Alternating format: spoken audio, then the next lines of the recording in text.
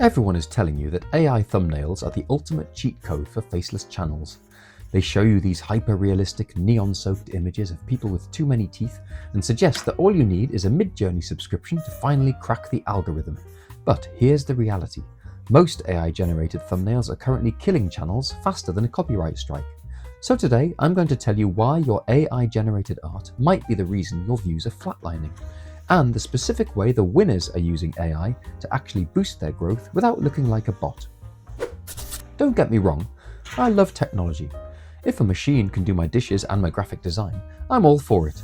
But there is a polite fiction in the AI space that perfection is what viewers want. These days, the marketplace is absolutely drowning in AI perfection. We are living in an era of synthetic fatigue, where viewers have developed a sixth sense for that specific overly smooth AI sheen.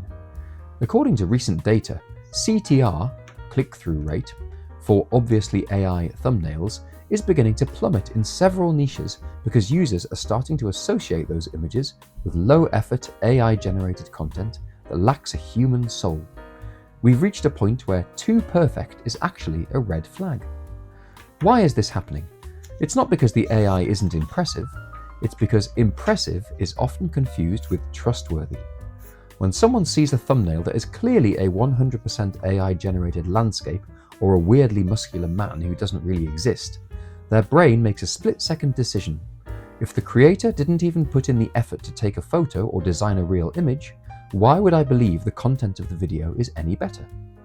For a faceless channel, your thumbnail is your only handshake with the audience. If that handshake feels like it's coming from a cold, robotic mannequin, people are going to walk the other way.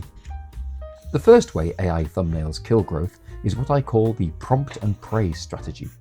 You type "excited man looking at a laptop" into an AI generator, and it gives you something that looks mostly like a person. You throw it up with some neon text, and you wonder why your impressions are high, but your clicks are non-existent. To a viewer, your thumbnail looks like a content farm entry. It lacks personality, it lacks a human touch, and most importantly, it lacks visual reliability.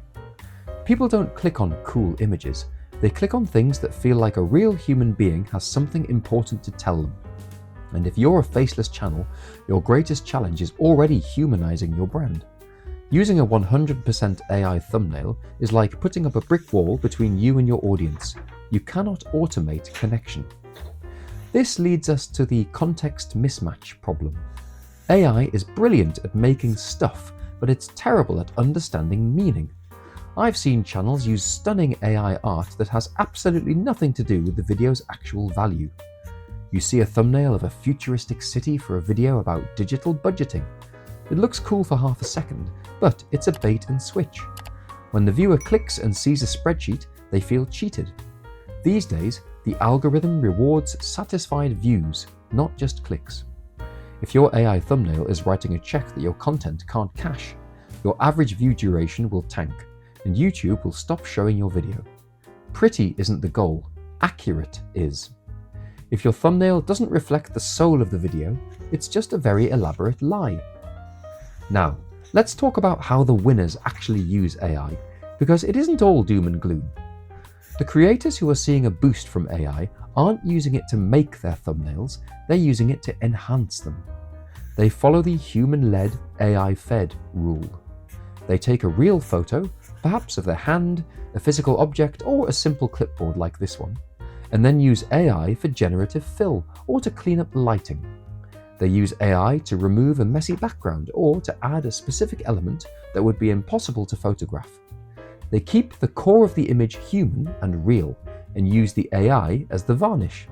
This keeps the trust intact while leveraging the speed of the tech. AI should be your assistant, not your creative director. Now, if you're wondering where to find those human elements, things like realistic textures, unique fonts, or even high-quality graphics that don't look like a robot's fever dream, you can use Creative Fabrica. It's essentially a massive library for creators where you can grab professional assets that keep your brand looking grounded and real. I've put a link in the description. It's a great way to support the channel while making sure your thumbnails don't end up in the unclicked pile. It's about having the right ingredients before you start cooking with AI. If you're a faceless channel, another great way to use AI is for the boring bits. Use it to generate 50 different variations of a layout to see which one pops more. Use it to upscale a low-resolution photo you took on your phone.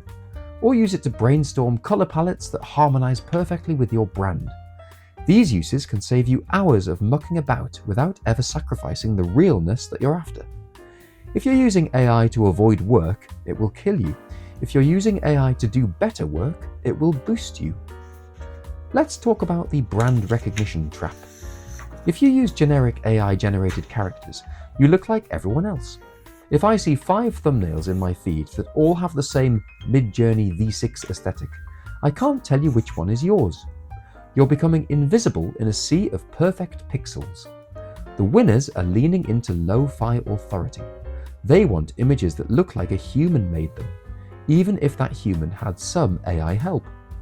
They use specific textures, specific handwriting fonts, and real-world objects. They understand that in a world of robots, the most disruptive thing you can be is a real person. So, do AI thumbnails kill or boost growth? The answer is, they kill the lazy and boost the intentional. If you are feeling disheartened because your beautiful AI thumbnails aren't working, ask yourself, does this look like it belongs to a person, or does it look like it was spit out by a server in a basement? If you can't see the humanity in your own thumbnail, your audience certainly won't either. They don't want a masterpiece, they want a message. If you spent the last 3 hours prompting the perfect image and your views are still at 0, remember this, you are currently in the tool trap phase. You're focused on the hammer, not the house. The algorithm is a mirror of human psychology. It hasn't changed its fundamental nature just because AI exists. Humans are still wired to look for signs of life. Most of your competition will lean too hard into AI because it's easy. If you stay human-led, you will eventually win simply by being the only real voice left in the room. It is tempting to let the machines take over, but your audience is here for you, even if they never see your face. Finally, don't fear the tech, just respect the viewer. The saturation myth of AI thumbnails is real, but only for the generic stuff. There is an infinite amount of room for high-quality, human-centric thumbnails that use AI as a silent partner. If you can master that balance, you are already ahead of 99% of the faceless channels who are currently letting an algorithm design their future. Now, if you need to take a step back after all this detail, I've put together a video guide that explains how faceless YouTube channels work, why they suit beginners, and how they can quietly support other income streams without burning you out. Click that right here, go grab yourself a fresh cup of tea, and I'll see you over there.